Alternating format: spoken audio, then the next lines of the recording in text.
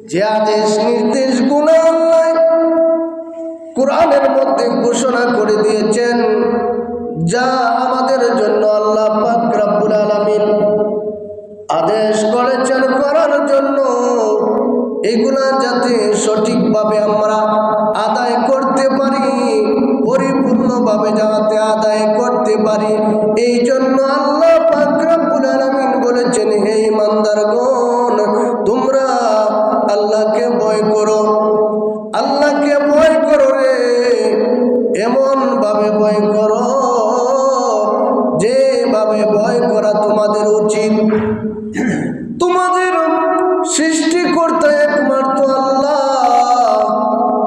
তোমরা ওই আল্লাহর প্রতি তোমরা ঈমান এনেছ, যে আল্লাহর কোনো শরীক নাই, যে আল্লাহর কারোর সাথে আল্লাহ তুলনা করা যায় না। শুধু আল্লাহ, আল্লাহর আগে কেউ নাই।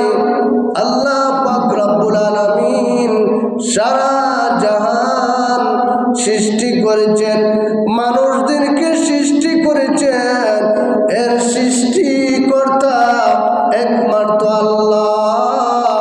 আল্লাহ ছাড়া পৃথিবীর বুকে আমাদের সৃষ্টিকর্তা কেউ নাই। আল্লাহ পাক রব্বুল আলামিন আমাদেরকে সৃষ্টি করেছেন, সৃষ্টি করার পরে যারা ঈমান আনেছি, যারা আমরা মুসলমান হয়েছি, আমরা এই